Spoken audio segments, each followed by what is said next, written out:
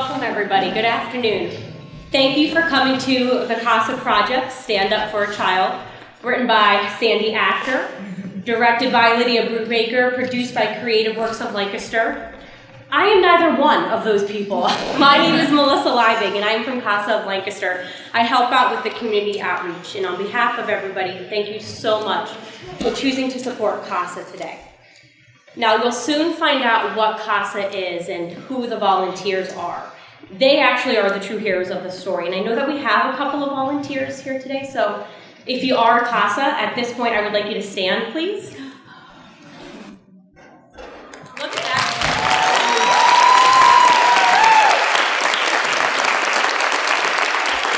And if you could stay standing for one more minute, if you have any questions about volunteering or the organization, our CASAs, hopefully some of you will hang back after the show today, as well as myself will be up here with Creative Works if you'd like to learn more about producing or acting or getting involved with CASA. And again, the show is going to tell you all about us, but one thing the show will not tell you is that we run on the goodwill of the Lancaster County community. We do not receive any direct federal or state funding, but operate on your donations. So thank you so much for all the donations that you've given thus far, and if you hadn't had a chance to do so, there will be an opportunity at the end of the show. So without further ado, let the show begin.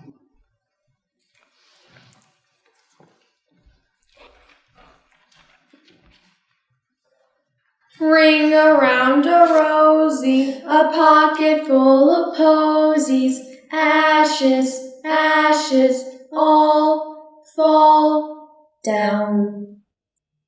She's just a little girl, frozen in time, walking down the dark, dirt road, letting the rain wash the blood from her body. Someone whispers her name. She runs as fast as her little legs can go. Her heart beats faster and faster. The rain has begun to fall harder. The blood continues to flow. Again, she hears the voice. She stops in her tracks and looks up at the sky. God?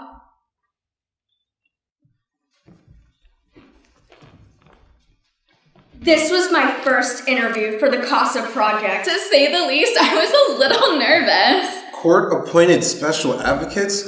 Before this assignment, I never even heard of them. The interview was for 8 a.m. Not an easy time for a college student to get up. She gave me directions. I had no idea if I'd be able to find it. I didn't know what to expect. Was I in the right place? I was worried. About working the recorder right. About sticking to my notes too much. About making a fool of myself. I was running late. My car broke down. I forgot my questions and had to wing it. This was my first interview for the CASA project. I wanted to stay in my room. And, revert to the fetal position. Throw a blanket over my body. Pretend to be back in the womb. To say the least, I was a little nervous. I followed a series of twisting hallways until I found the Lancaster County Children and Youth Agency. A worried couple spoke in hushed tones just inside the door.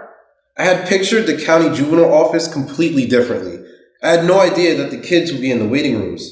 Kids with house arrest ankles, arrest bands around their ankles, and kids that looked pretty tough. There were little kids, too, who looked sweet and innocent. It took weeks for the child's attorney to answer my calls.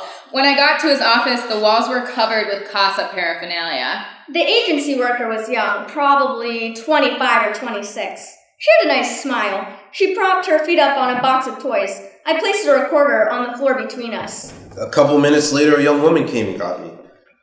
Not what I pictured a juvenile officer would look like at all. You could tell he was a lawyer and had been interviewed before. He was careful in what he said since the tape was rolling.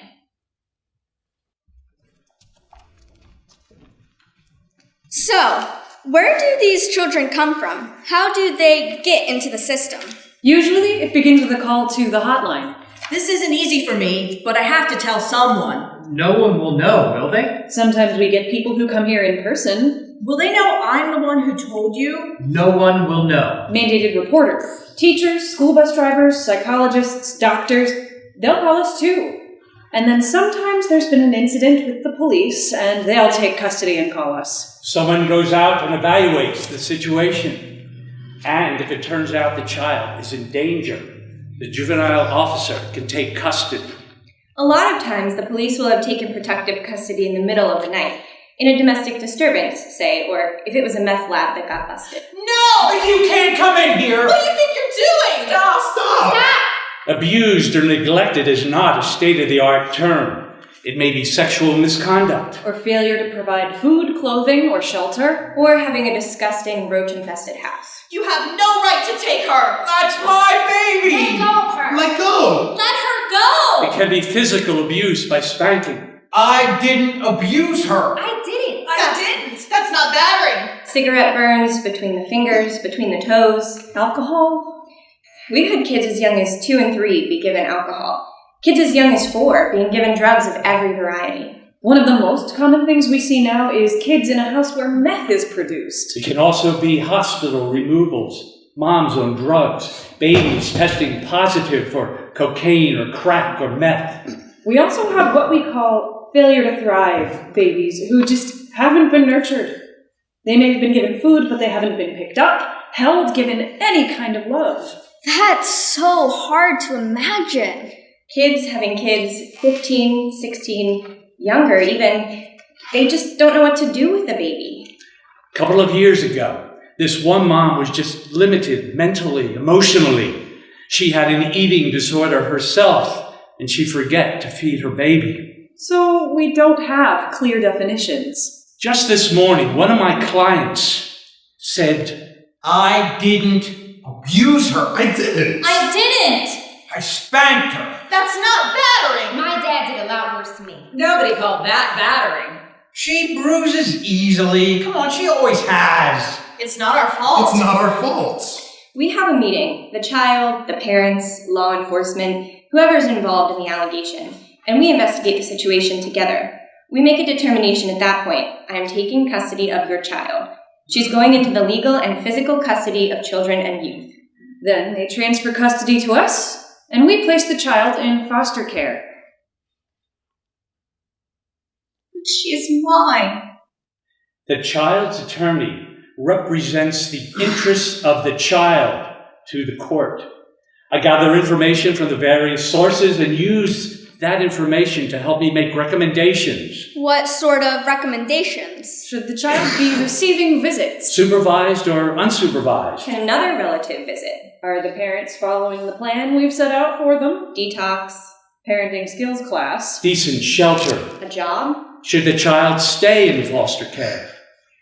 Or be put up for adoption? Or go home? What do I need to do to get her back? Tell me what I need to do. Please tell me, what do I need to do? You need to work with family services. You need to complete your treatment plan.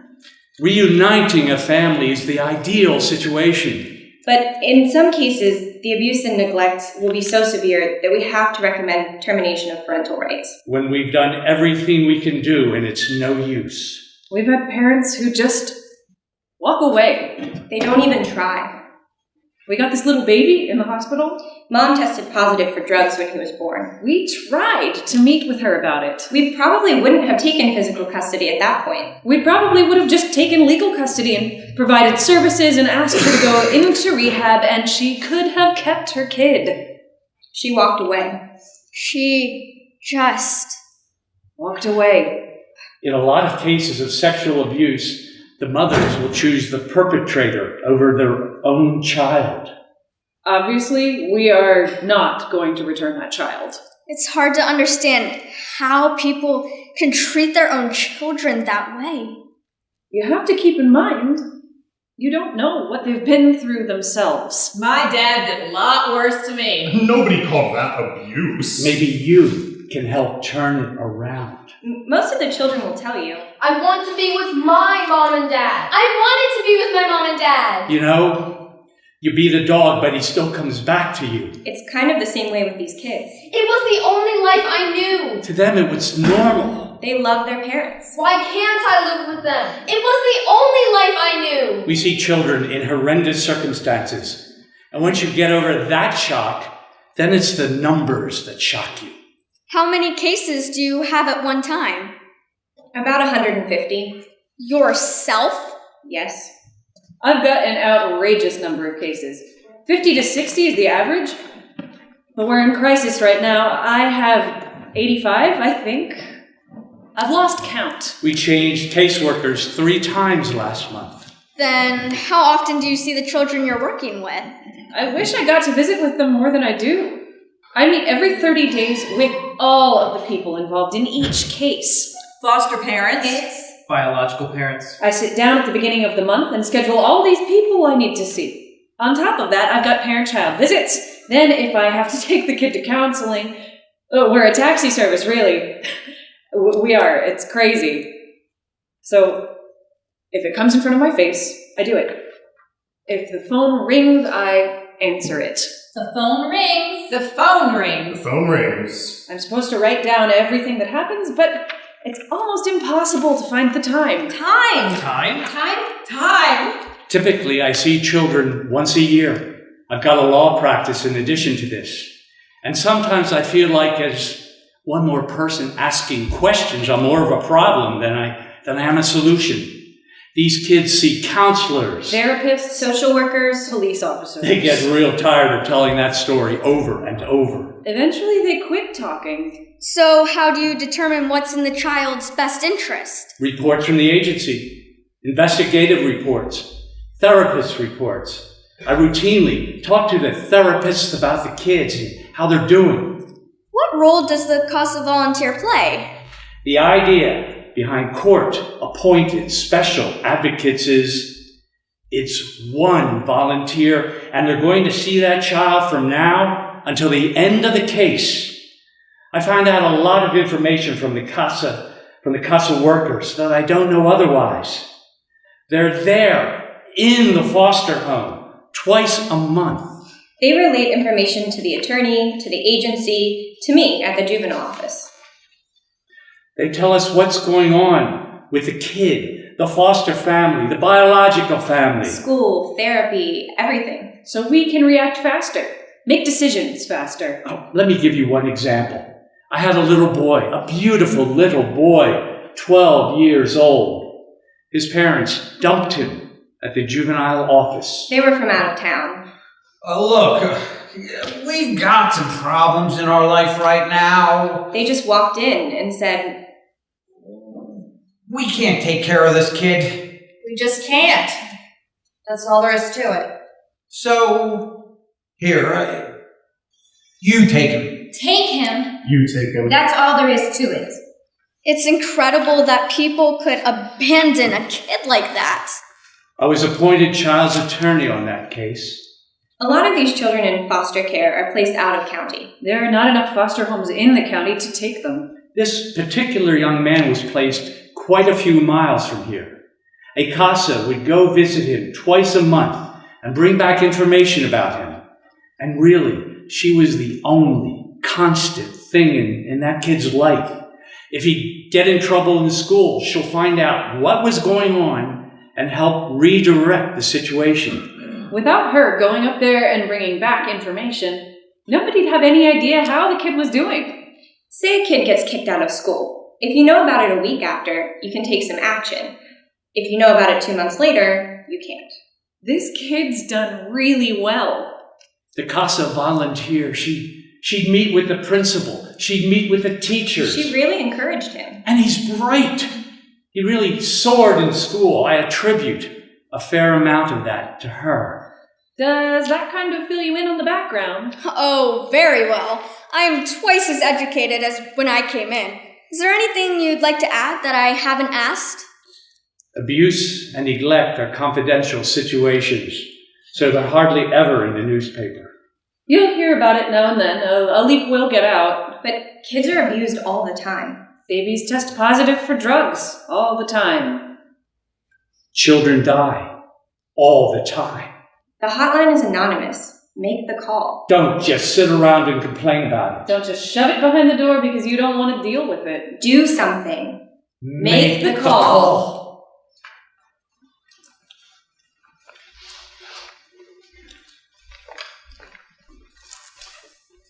Rock-a-bye baby in the treetop. When the wind blows, the cradle will rock. When the bough breaks, the cradle will fall. And down will come baby, cradle and all. I saw you in my dreams that night. You came up to me, so gentle and loving. As you held me in your arms, you said I could trust you with my life. You bought me things and treated me like I was your special little boy.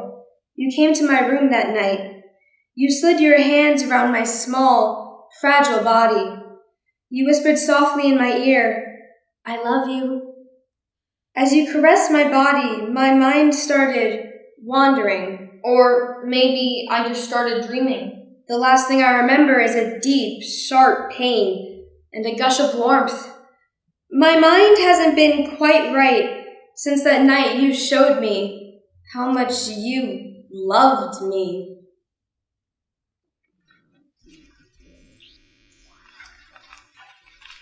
I was amazed by the foster parents. I never imagined people my grandparents' age would be so willing to take in so many children with so many problems. These people are a gift from God. This couple has had 150 foster children over 32 years. Seeing what they do day in and day out can really make you stop and think how lucky you really are.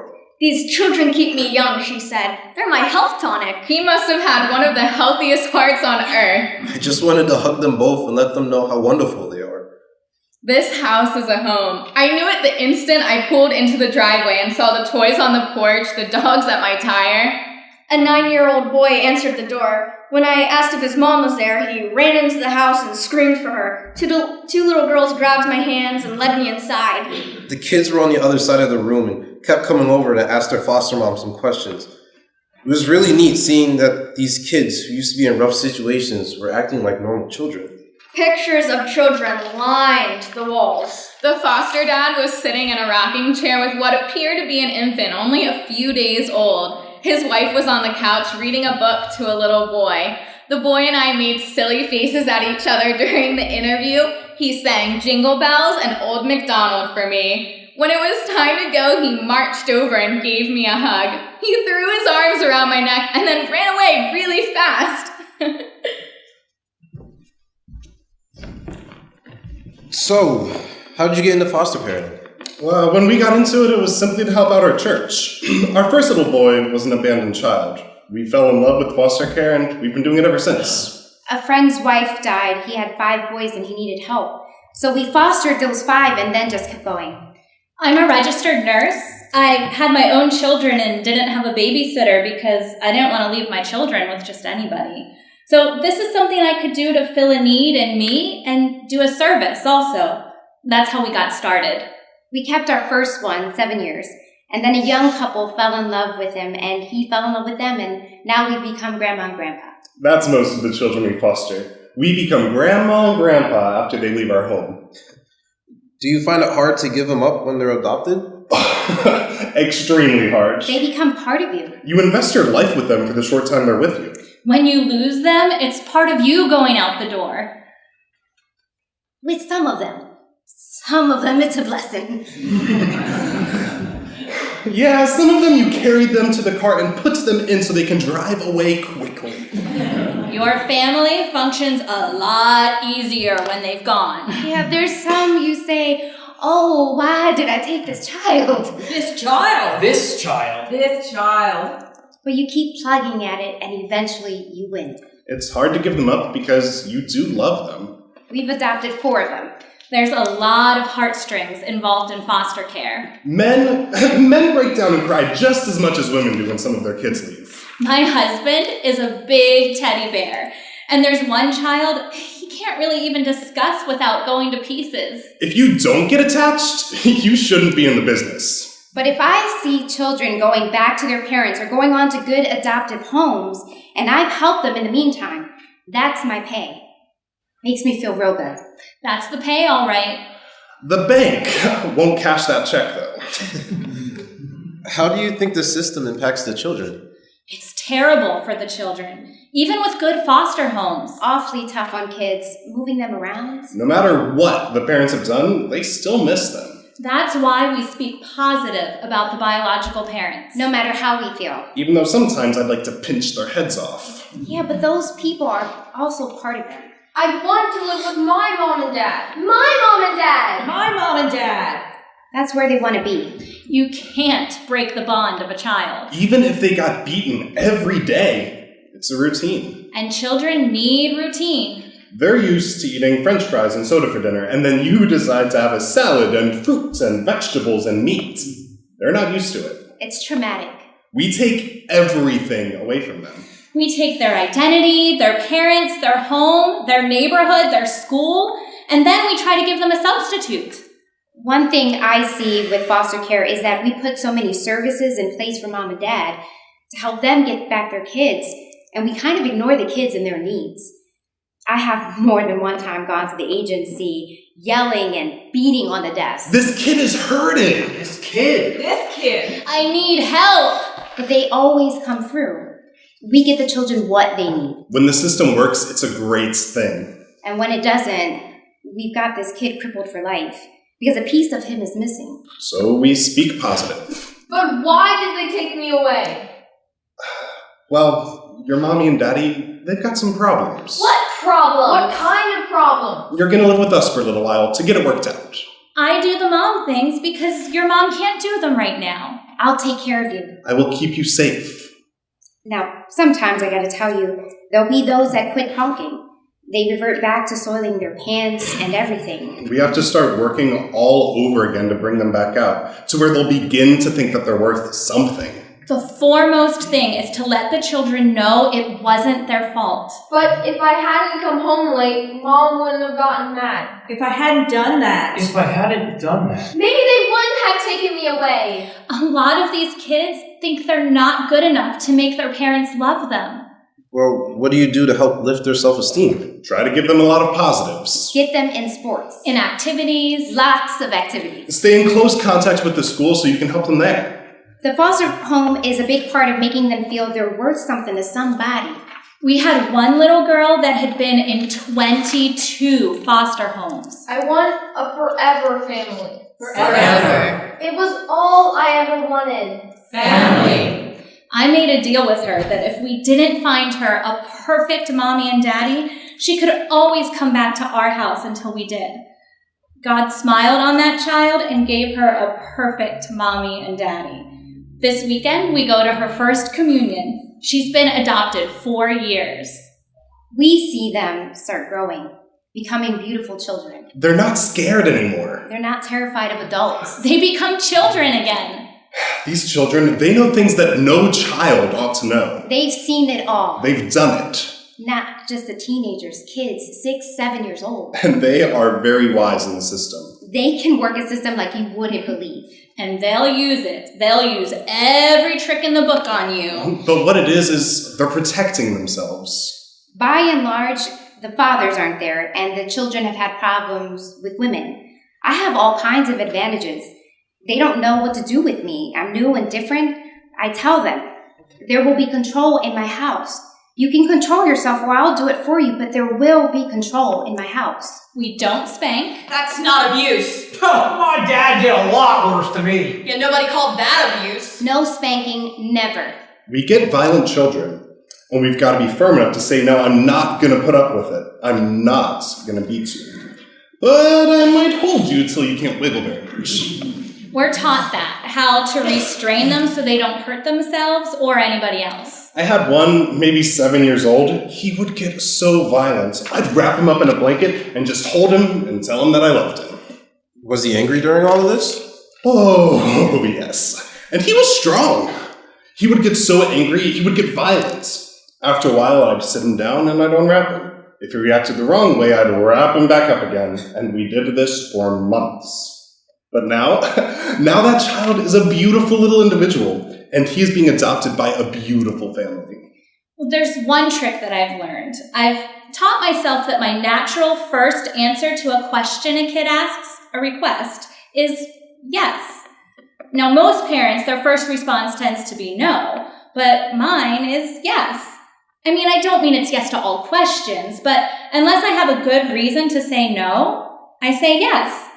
That's a good way to start with children. Well, that's probably something they're not used to. Right.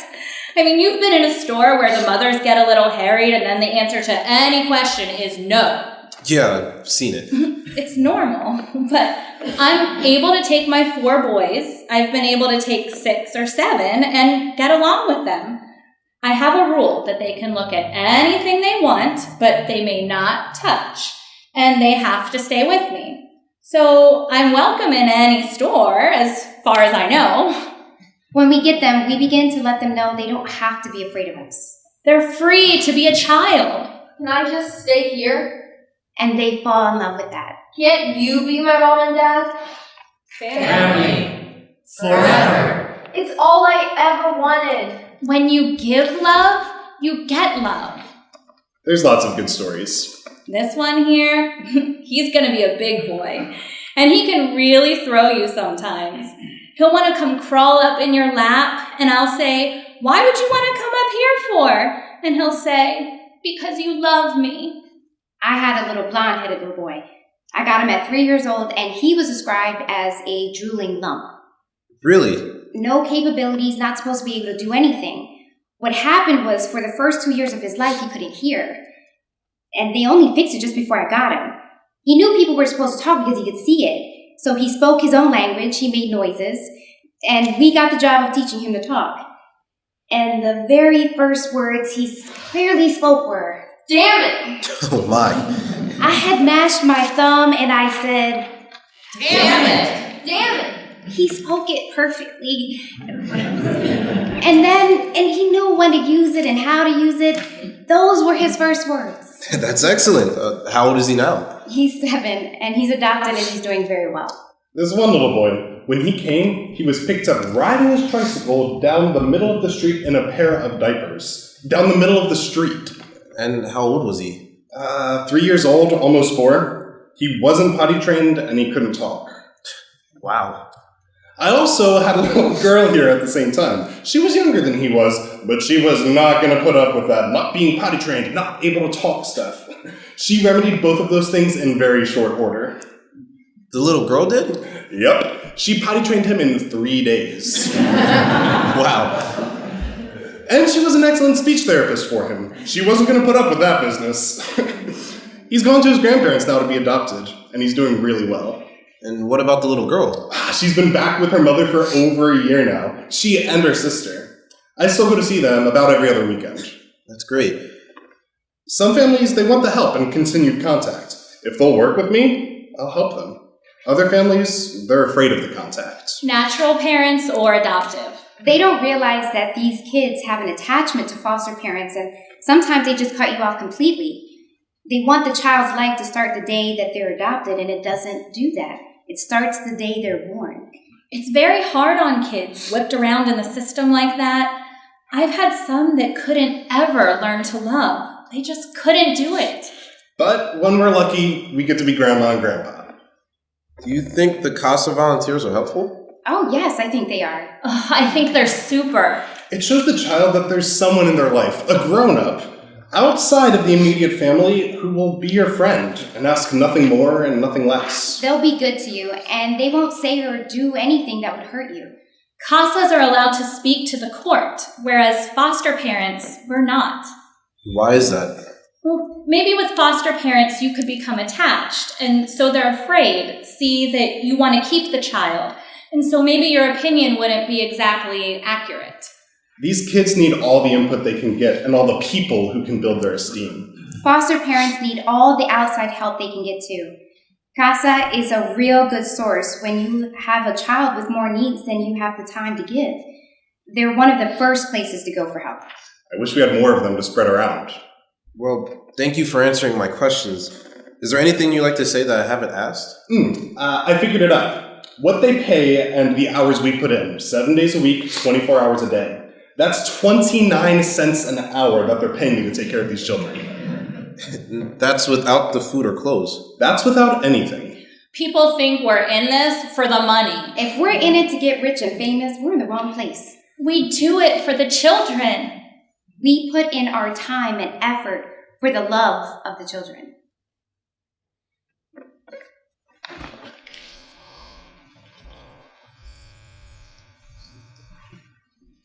Now I lay me down to sleep. I pray the Lord my soul to keep. And if I die before I wake, I pray the Lord my soul to take. I found myself wandering the streets, too afraid to go home, knowing in the back of my mind something was going to happen. I found myself in the bathroom at school, a razor blade at my wrist, tears rolling down my cheek. I found myself looking at you. You were looking at me, lying there in the casket, this time with tears rolling down your cheek, asking me, why? I found myself saying to you, You let him hurt me. You didn't protect me. so I had to protect myself. I found myself asking God to forgive me for being dirty and naughty.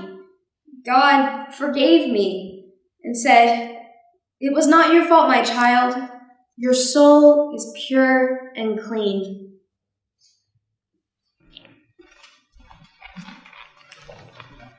Today, I met with the CASA volunteer. She is the mother of 2 children who are out of the house. I went to his office at 9 in the morning. Her office was filled with books. There was stuff everywhere, on the floor, on her desk, and on shelves. I could tell the tape recorder made him nervous. When she talked about her cases, she had tears in her eyes. The sparkle in his eyes told the whole story. Even though he had to drive 121 miles one way, he loved to visit his children.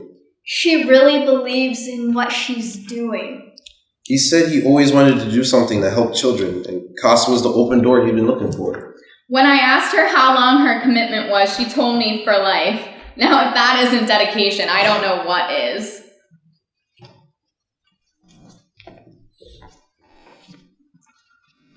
Okay, please explain how CASA came into being.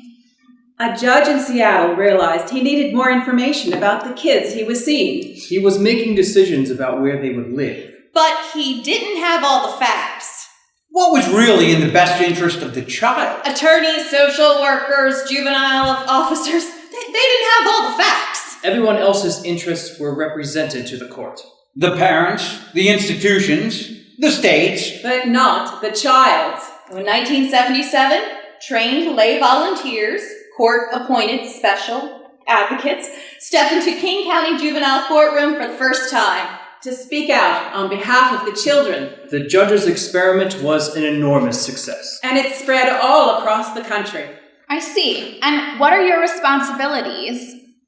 When we're assigned a case, we read all the files within the first month. From the Lancaster County Children and Youth Agency. And the juvenile office. You're allowed to do that? We're required to do it. Okay, so you read all those files and then... And then we meet with the principals in the case. The juvenile officer. The caseworker at the agency. The child's attorney. The child. Or children, if it's a family group. The foster parents. The biological parents. Other family members, if we can. And anyone else who might have useful information. Teachers, doctors, therapists. Then we visit our child at least twice a month. About an hour each time. We monitor the progress of the case through the system. Has the treatment plan been written and filed for court? Are the biological parents following the plan? Is everyone working to achieve permanence for the child? Is the child being cared for properly? Does he need special services? Is she getting what she needs? We provide monthly reports to everyone serving the case. We attend the permanency planning review team meetings. And the parent-child visits? We prepare a complete report before the permanency hearing. We are ready to testify in court if called upon. And we keep all case information in strict confidence. You do all that as a volunteer? I consider volunteering to be one of the most important things I can give myself to. I think it's important to the children to see that people really do genuinely care. This person is not paid to come and see me talk to me. This is a person who cares about me. And sometimes people will talk to us, but not to anybody else, because we're not paid. The biological parents, for instance. You're not part of the system. Exactly. We didn't take their child away. I think kids are such a gift, and I think it's so sad how some people don't get that. Just don't get it. Being there for these kids, well, it's gotta be one of the greatest things I've ever done. That's awesome. It's our kids out there. Our kids. Our kids. Our kids. This is our community, and these are our kids. And if they're falling between the cracks, If they're hurt, if they're being neglected, We all have to step in and help out. They can't help themselves. No, they can't. And as adults, we need to do it. we need to do whatever we can. How do you know what to do? we've trained for it. We're trained in what the law is, What abuse is. How to interview children. how to document what we see and hear. We are the eyes and the ears of the court. And the voice of the child. How are CASAs chosen? We volunteer. But there are background checks for criminal records. And reference checks, And interviews. with a lot of very personal questions. And values clarifications. We have to be able to separate our own values from objective fact. Some people believe that it takes 2 parents to raise a child, for instance, when in fact, a lot of single parents do a good job. It's not always going to go the way we think it should. And that's a fact we have to just deal with. You have to get over the feeling that every child can have the same type of home you had. Or your children had. It's really tough to understand that what's best for this child can still be a long way from your ideal. I have this one case. The parents were just too young. I mean, they're still too young.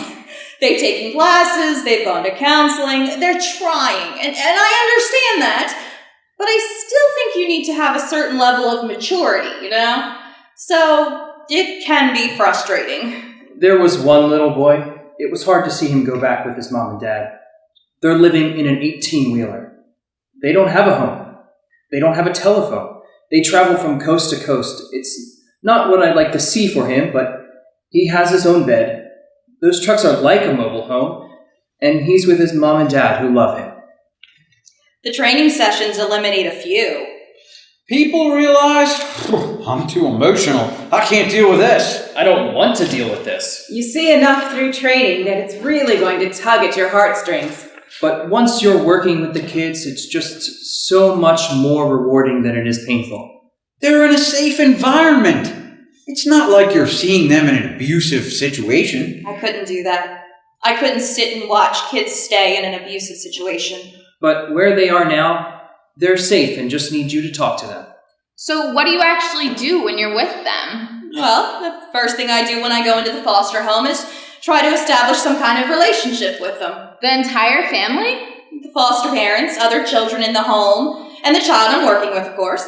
So they'll know I'm going to be there twice a month as kind of a sort of special friend. To say hi and how are things going? I like to have some time with the whole family first, and then some private time with my child. And some time with the foster parents at the end. They need to know that we're not there to spy on them. But they also need to know that we're not their CASA. We're the child's CASA. We're there to help everyone do what's best for that child. We get a lot more information if we have a good relationship with the family. What kind of things do you do on your visits? That depends on the children. And whatever sparks the interest of that particular child.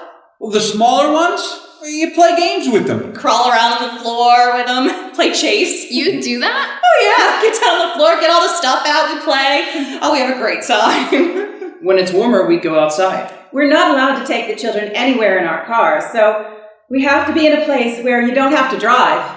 And we never visit them in a closed room. Always where a foster parent can see us. The whole family might come with us to the park. Or a playground nearby. But mostly just at the house.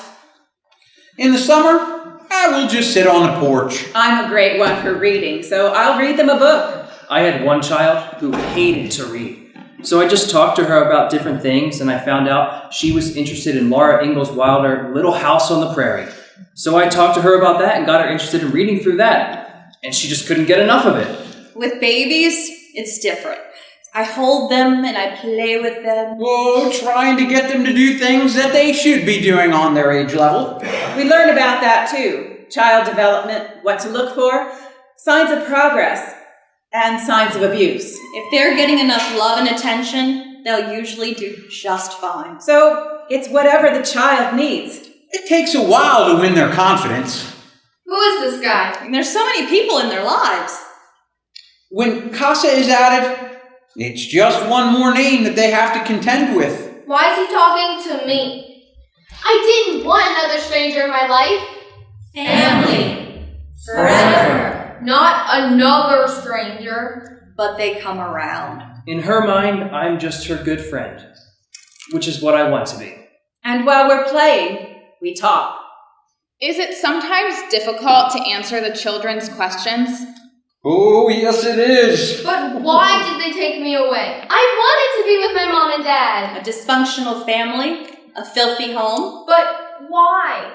They've never seen normal, so it's normal to them. Forever. Family. I want to go home. When do we get to see her? When? When can she come home? Forever. When? How much contact do you have with the biological parents? Sometimes none at all. Nobody knows where they are. 1 or 2 cases, I probably counseled the parents as much as the child, because it wasn't that bad of a case. I had one parent, she didn't know how to cook. I never learned. I never knew. No one ever bothered. Nobody called that abuse. It was out of the can and cold or whatever, so I taught her. And now, she's working as a cook. And her children? They're home, 2 boys. Let's see, they're going on 10 and 11 now. Nice kids. Wow. I miss my mom.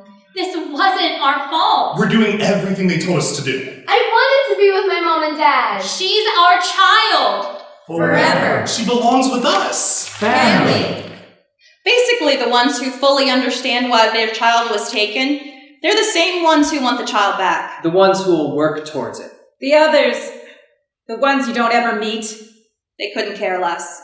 She said she was going to write to me. I never even got a birthday card. It's very devastating to the child. What did I do wrong? What did I do wrong? how do you make a kid feel wanted when her own parents don't want her? At the parent-child visits, I watch what they say and how they act together.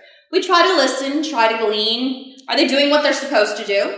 They may be saying, I want my children back. I want my children. But they're not going to parenting classes. Or keeping their home in a way that shows they really want that child. have they even found a place to live? Or a job? If we set up a meeting, do they show up? I remember one mom. She never held her baby once. Never even picked him up. There are a lot of programs set up to help that. If they're willing. It often seems to take 3 tries. They'll make an effort, they slip back. They try again, and they slip back. And then maybe they'll try again. In this one case, I felt I could kind of mediate a little between the parents and the juvenile officer. He was convinced they'd never change, that they'd never come around. And I tried to diffuse it a little on both sides. I'd say, well, now I can see why you did what you did. This wasn't an abuse situation, it was more on the neglect side. And in that case, the family was able to turn it around. So you really do play a role in helping the parents. Our concern is the child. Always the child. The best interests of that child. In another case, the abusive boyfriend was supposed to be out of the picture. Everything pointed to the child going home. But the CASA kept seeing this pickup truck around the house. So she reported it, and they traced the license plate number. It was the boyfriend. He and the mother were back together. Yeah, that happens a lot. And that child could have gone back into the same abusive situation. But she didn't. Thanks to the CASA. Or it can go the other way. In the reports we submit each month, we can say, in my opinion, this person has admitted what she did was wrong, and I really believe there's been a change. So yes, we can make a difference. Great. Is there anything else you'd like to add? I don't think the general public looks at the system the way they should. Foster parents, for instance. Those people do a tremendous service. Children get put into their homes about the time everything has fallen apart, with no warning as to what the child's problems are. They need a bed, say at 6 o'clock at night, because he's got to be moved out. Take him. Take him. That's all there is to it. And that's when they call. Can you take this child? This child. This child. This child. Can you take another child? They put up with more than you and I could ever imagine. There's a lot of PR about foster homes, that they're doing it just to get money. Believe me, they do much better robbing convenience stores. Oh, it'd be easier. And the social workers, too, and the juvenile officers. They can't publicize their success stories because everything's confidential. It's always in the news when they fail. They should have done this, and why didn't they do that? But for every case where they fail, there are all these others where they did some good. There's a bad egg here and there, sure. But there are a lot of good people who are interested in children, who really do care about children. Children in terrible situations. Everybody has things to confront in their own families. But I'd never been exposed to anything like this before. It's serious. It could really overwhelm me, but then I think, well, I know the worst there is. And these are people who need help. There are innocent children in this situation. So maybe that's where we can do some good. It's amazing how many people are willing to do a lot of hard work for free. Yes, there are. I just wish there were more of them.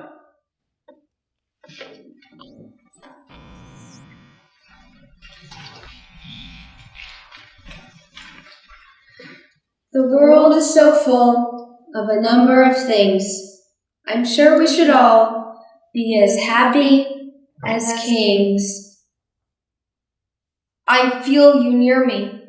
I can see your bright smile and smell your sweet perfume.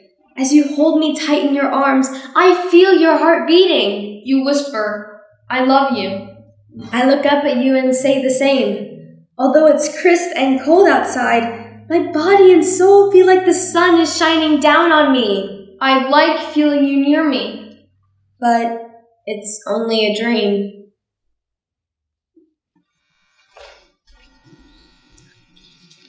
As I sat and listened, I couldn't help but wonder. Parent, child, how do these horrible cycles begin? How many people turn their backs on these kids? How did our society get to be this way? I thought I had it rough because my parents got divorced when I was a kid. But it was nothing like this. I thought of my mom reading Goodnight Moon and tucking me in every night. The interviews were amazing. He's obviously in love with what he does. She made me want to sign up right then and there. When you meet someone who really inspires you, you shouldn't let them disappear. I could tell the judge loved children from the picture of her newborn grandson that she proudly displayed. She said there was a bill passed that requires photographs of each children in the system to be clipped to his or her file. That way, people will remember that they're dealing with a person, a child, not a number. At times, I feel as if I'm watching a parade. Faces whirling by, a perpetual mound of paperwork toppling, pressing, building. CASA, she said, is a lighthouse. A beacon in the overloaded system. You know how a lighthouse works. They keep ships from running on the rocks in storms, and these children are in a real storm of their life. Sometimes I think that CASA volunteers may be the only light out there that keeps them guiding towards the shore instead of leaving them to crash on the rocks. How much weight does a CASA report have to you? I pay a lot of attention to it. It's very evident when you read a CASA report that they've talked to a lot of people. They look at the whole case and the files and the people, and they consider what they're saying. I give them a lot of weight. Is it usual for a child to come here and testify? Very unusual in juvenile court. In the times that it's happened, it's been older children, teenagers, but generally not. There's a certain amount of trauma attached to a child testifying. We try to avoid that. When you make your decisions, do you consider the child's wishes? I want to go back. I wanted to live with my mom and dad. You can't take her. She belongs to me. Family. Forever. I want to go home. What do? Do you consider what the child wants? Yes, but that's not necessarily what happens. When you and I were growing up, there were lots of things we wanted but we didn't get because we had a parent who said, that is not in your best interest. You don't understand that because you're 5 years old, but I understand that. We are concerned with their feelings, but someone has to make a decision. So, how do you determine what's in the best for the child? Well, it's easier for me to answer what is not in the child's best interests. It's not in the best interests of children to stay in a household where they're physically or sexually abused. Or where their parents are addicted and can't or won't take care of them. It's not in the best interest of children to languish in foster care for years and years and never have any permanency. The truth of it is, what's in the best interest of the child is not to be in the system at all. It's fine with me and preferable that a child go back home. But if parents won't do what they need to do, then that child deserves better, and I find a solution as soon as possible. Are you sometimes overwhelmed with the number of cases? There are a lot of cases, and every time you think you've seen the worst, something more terrible comes along. But you have to remember, these are children. They have faces and hopes and dreams and lives they want to live. You have to remember that. What's the most rewarding thing about your job? Knowing that you make a difference in the lives of children. Not in all cases, but some. Instead of getting overwhelmed with the numbers, you have to realize that you can make all the difference in this case, the one you're working with right now. And that's the way you do it. One child at a time. That's right. One child at a time. Thank you. It is my privilege and honor to preside today over the swearing in of this new group of CASA volunteers. Please rise. So often I'm asked, isn't it depressing to do the work that you do? Isn't it hard? But I know it would be much harder not to do anything.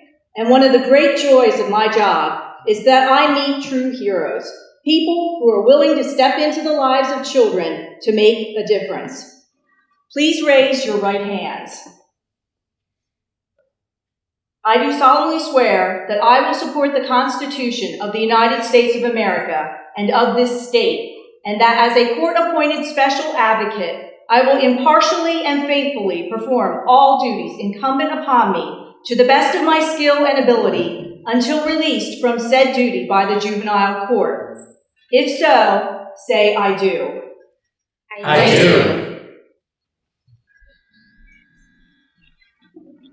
Ring around a rosy, a pocket full of posies.